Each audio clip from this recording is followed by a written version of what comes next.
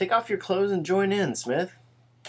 But on top of all that, the feelings about Princess, I'd also gone through an entire year of celibacy based on my feeling that lust was the direct cause of birth, which was the direct cause of suffering and death, and I had really, no lie, come to a point where I regarded lust as offensive and even cruel. Pretty girls make graves, was my saying whenever I had to turn my head around involuntarily to stare at the incomparable pretties of Indian Mexico. And the absence of active lust in me had also given me a new peaceful life that I was enjoying a great deal. But this was too much. I was still afraid to take my clothes off. Also, I never liked to do that in front of more than one person, especially with men around. But Jaffe didn't give a goddamn hoot and holler about any of this, and pretty soon he was making Princess happy, and then Alva had a turn, with his big serious eyes staring in the dim light and him reading poems a minute ago. So I said, how about me starting to work on her arm?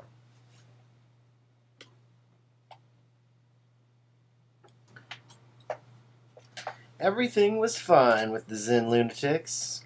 The nut wagon was too far away to hear us. But there was a wisdom in it all, as you'll see if you take a walk some night on a suburban street and pass house after house on both sides of the street, each with the lamplight of the living room shining golden. And inside the little blue square of the television, each living family riveting its attention on probably one show. Nobody talking, silence in the yards. Dogs barking at you because you pass on human feet instead of on wheels. You'll see what I mean when it begins to appear like everyone in the world is soon going to be thinking the same way, and the Zen lunatics have long joined dust, laughter on their dust lips. Only one thing I'll say for the people watching television, the millions and millions of the one eye. They're not hurting anyone while they're sitting in front of that eye. But neither was Jaffe. As the foggy wind roared in the trees outside and across the valley, a mournful mule hee-hawed in one of the most tremendously heartbroken cries I've ever heard. When that mule weeps like that, says Jaffe, I feel like praying for all sentient beings. Then for a while he meditated motionless in the full lotus position on his mat, and then said, well, time for bed. But now I wanted to tell him all the things I'd discovered that winter meditating in the woods.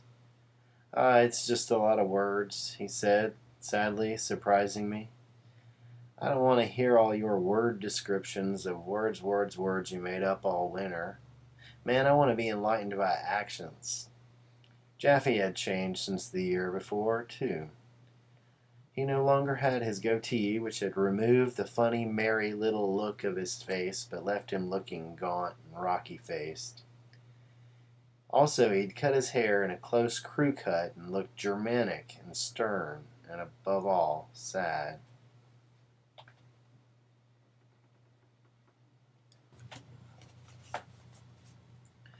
Lo, in the morning I woke up and it was beautiful blue sunshine sky, and I went out in my alpine yard and there it was, everything Jaffe said it was. Hundreds of miles of pure snow-covered rocks and virgin lakes and high timber. And below, instead of the world, I saw a sea of marshmallow clouds, flat as a roof, and extending miles and miles in every direction, creaming all the valleys. What they call low-level clouds. On my 6,600-foot pinnacle, it was all far below me. I brewed coffee on the stove and came out and warmed my mist-drenched bones in the hot sun of my little wood steps. And it was all mine, not another human pair of eyes in the world were looking at this immense cycloramic universe of matter. I had a tremendous sensation of dreamlikeness which never left me all that summer, and in fact grew and grew, especially when I stood on my head to circulate my blood right on top of the mountain, using a burlap bag for a head mat, and then the mountains looked like little bubbles hanging in the void upside down. In fact, I realized they were upside down, and I was upside down. There was nothing here to hide the fact of gravity, holding us all intact upside down against the surface globe of the earth in infinite empty space. And suddenly I realized I was truly alone, and I had nothing to do but feed myself and rest and amuse myself, and nobody could criticize. The little flowers grew everywhere around the rocks, and no one had asked them to grow, or me to grow.